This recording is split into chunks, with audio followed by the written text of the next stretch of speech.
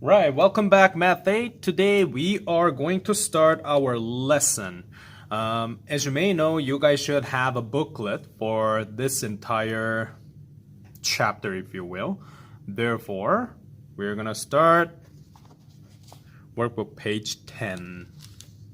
There will be some homework question given to you after today's lesson too, so just for the heads up. Today, what we're going to learn is anything involves with misrepresentation of data. So how can data can be misguiding people at one point too? So we're going to talk about theoretical portion of it. There will be quite some classic example that we're going to go through, but just for the heads up. All right, let's look at the first type. We have three sub-questions. The one involved bar graph, and then a pictograph, and then another bar graph, something like that. Obviously, different formats of graph can give you good information, but at the same time, it may lead to misinterpretation if we are not properly using it. So let's look at the first example. Can you guys go with question number 1A, which is grade A students who scored higher than 80% on a math test. So we have a math test situation happen over here, but I want you to look at x-axis. I know it's kind of hard to see, but y-axis, and I want you to put, and this is something that you need to know even in science, by the way, I want you to put dependent variable.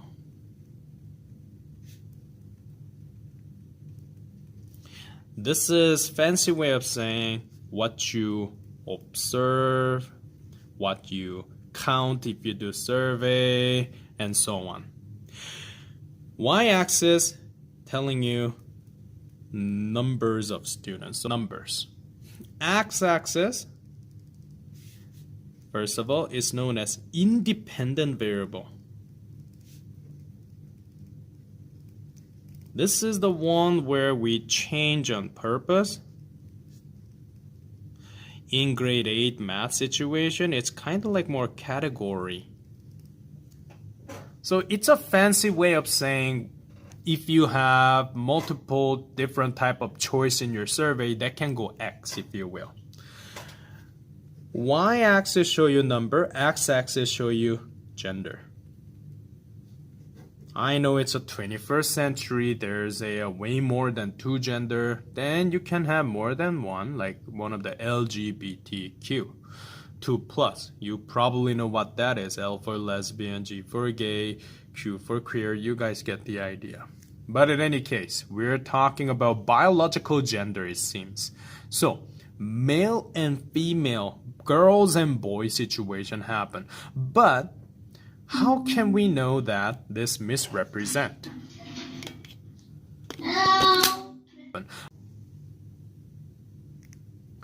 Alright, so as I said, if you look at the gender category, as you may see, female, so girls, versus boys, there is unnecessary emphasis happen for the boys.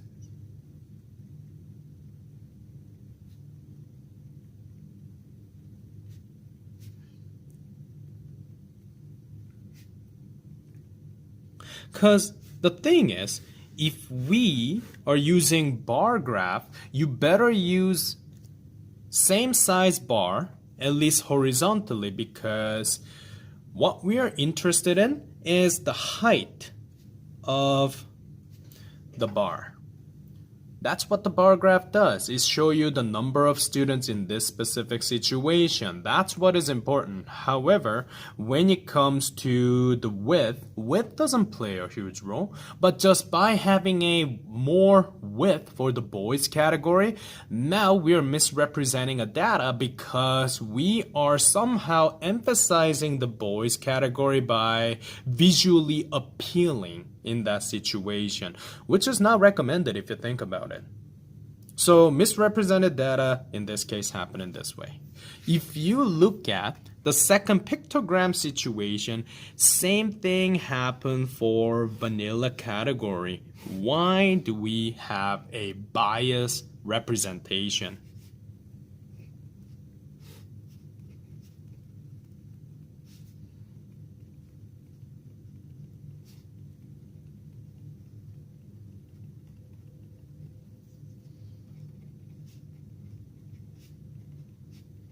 Biased pictorial representation can lead to a misrepresentation of a data. That's something that I want to point out to you, ladies and gentlemen. And it's quite obvious because size doesn't matter. One ice cream is equal to 3 students. It represents the number relationship, not how big or small. That's more circle graph. If you look at the third one, now this is the one where compared to the other two, it's actually a little better, except if there's a one big flaw, I like to focus on my y-axis. I'm going to call this y1. I'm going to call this y2. I want you to look at the bar graph and then actually pick which one you think it represents a better data. I like to vote for y1 in this case. The reason being is if you think about y2, so y-axis, all the way from 20 to 60, this value, so I like to say this dependent variable range is useless. Yes, I'm using the tough term useless in here. Because why? We do not have any data. That means we need to focus on probably 0 all the way to 20 range for this specific graph. And that's what you see on the left side. You can actually compare. If we cannot compare, well, there's not much of change occur from here to down there to up, but it's more visually identifiable when it comes to first range situation. So that's why I want to point that out. What about the next example, circle graph? Is there any misrepresentation happening here? Yes, there is. I want you to think about my first sector that you see on the left upper corner, which is a milk category. If you think about it, this sector was emphasized.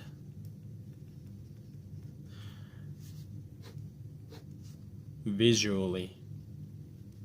What I mean by that is, can you see this pie piece or sector is actually taken out of the whole thing? Why did they do that? Probably to appeal something. Well, and that's the thing. This can lead to a bias choice or interpretation to readers. That's something that I want to point out, folks. Now, next example. We have line and scatter dot diagram in here. Which one do you think it represents? Better one? Well, same thing. I'm going to focus on the Y in here. I'm going to call it Y1 and Y2. Y1 is better. Very similar to the previous example C situation. The reason being is I want you to look at section that is not used. Range 1 that goes 0 all the way to 3,000. And range 2 which go from 4,000 all the way to 6,000. these two, if you think about it, ladies and gentlemen, there is no data exists in these two regions. So that's a fancy way of saying we don't need this. Plus, because we have those useless sector, what ended up happening is changes are tough to detect and analyze, ladies and gentlemen. That's a key problem.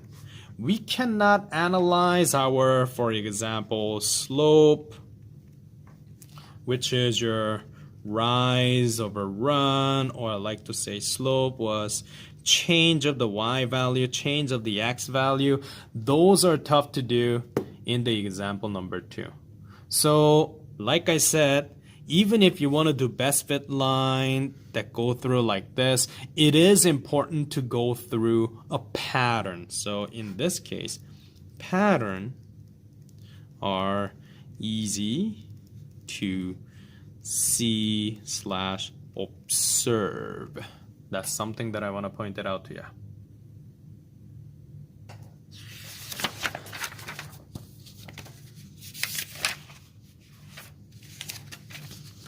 Let's do a few more, and then I'm going to give you the homework question.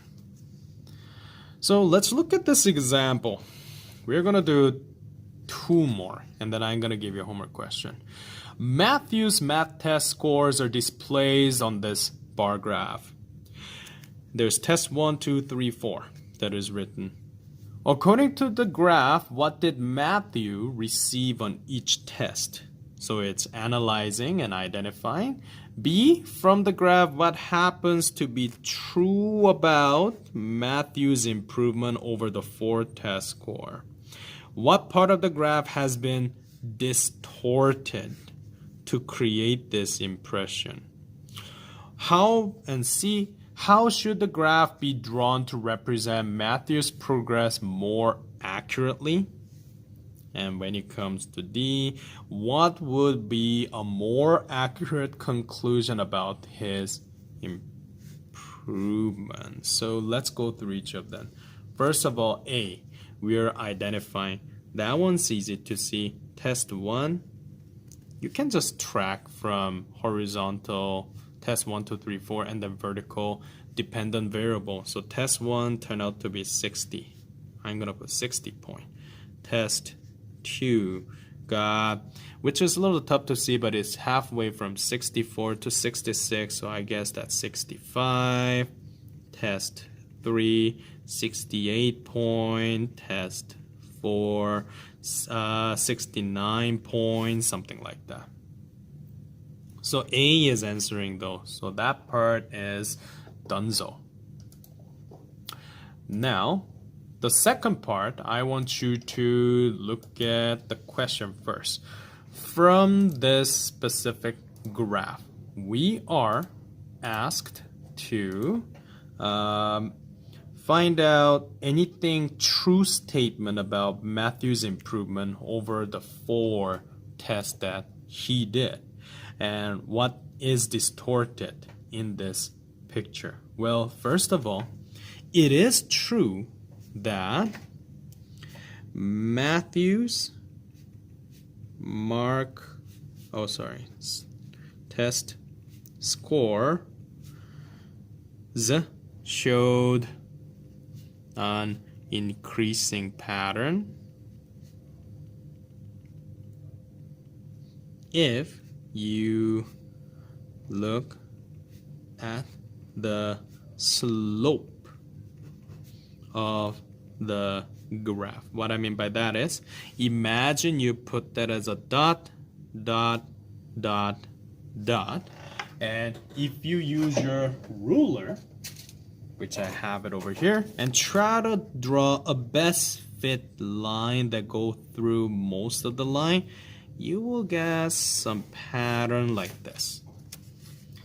If you look at this line of the best fit, or best fit line, you will find that there is an increasing pattern. So it is true that because a slope is positive, it's going up and it's going right. That's why we know that it shows an increase mathematically. However, is there anything that is distorted? Yes, there is. I want you to look at test 1. This part specifically. If you think about the data, this is unnecessary. And I'm going to elaborate for B and C. Because, first thing first, I'm going to combine this answer B and C. How should the graph be drawn represent Matthew's progress more accurately? First thing first, there is a distorted range happened for the test 1's y-axis.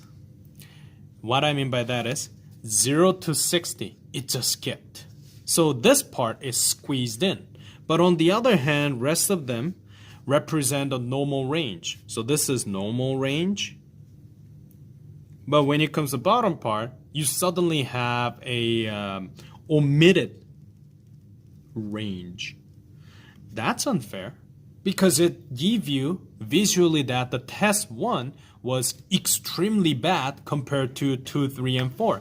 But in fact, it's not. From first one and second one, there's +5, +3, then +4. If you look at just the first change and the fourth change, those are very similar actually. But in the graph, it doesn't look like it's similar because of the bias pattern that has happened. So I like to say distorted range happened in the test 1. That's kind of like answer for B. But if I connect with answer for C, how should the graph be drawn? Well, we should not omit. There's a 2 choice. So first choice is we should not omit any y-axis range if you want to be fair. Or number 2, we can omit y-axis range for test 2, 3, and 4. If I do these 2, then we're gonna have a fair data representation. That means there is no bias going on. What should be more accurate conclusion about his improvement? Well, on average, he improved about +4. Because if I look at it, there is a +5, +3, +4. So if I find the average 3, 4, and 5, that's a halfway 4. So I like to say on average, he improved by +4. But it does look like, isn't it? When you look at it, it seems like a huge growth, but not really. Let's do another example and let's call it off for today with the homework question. So, gas price on Monday is basically what I have. Here's my dependent variable, which is my y value, and here's my independent variable, which is like x. So, explain how this graph could be misleading is what it's asking first. And then when it comes to others, what conclusion does the graph suggest about price? So it's about little personal interpretation it's asking of the day compared with the price at the beginning of the day. And when it comes to third, describe how to redraw the graph to represent the data more accurately. So let's talk about this. First thing first, I believe when it comes to the representation of x domain, we call it x axis domain, is quite large. What I mean by that is we don't need the space.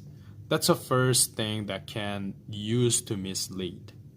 Second one, if you look at how it's omitted, y-axis range didn't have to be omitted to start with, because why? 1.19, 1.14, the difference be omitted to start with, because why? 1.19, 1.14, the difference between why we bother putting that omission if you want to compare together.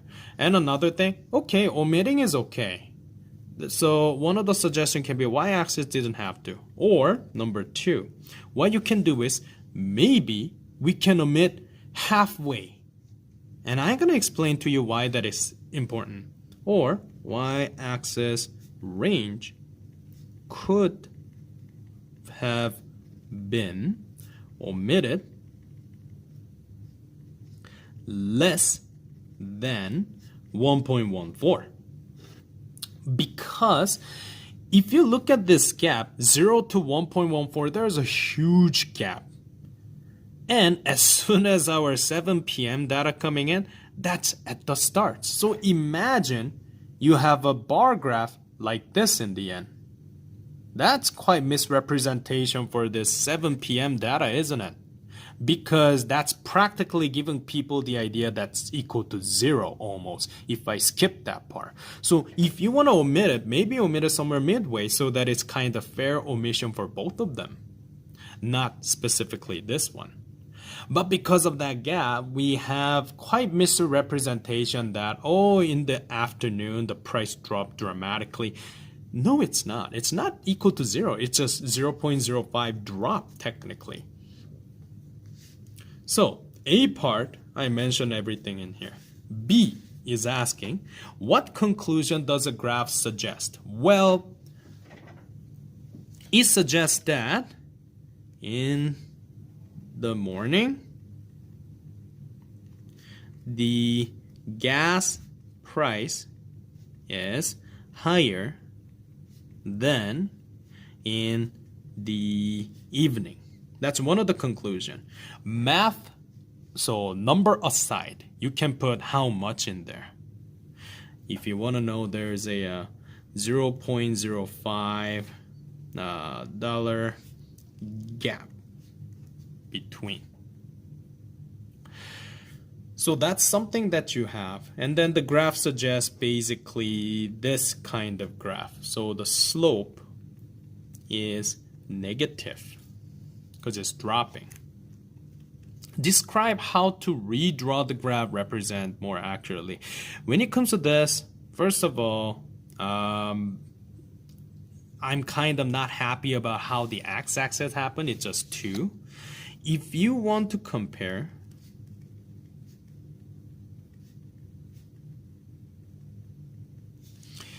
AM versus PM price better, probably one thing that I will do is gather more data for AM and PM category. That's one. And number 2, we probably don't omit too much of y-axis range and choose appropriate amount of x-axis. We call it domain. Domain represent this, range represent that, by the way. That's something that I want to point it out to you folks. All right, so sorry. The homework question that I am going to provide to you is basically located on workbooklet at the bottom, but I'm going to circle the question that you need to do. I want you to do 4, 7, 9, 14, and 17, ladies and gentlemen. That is available on textbook chapter 1, page 23.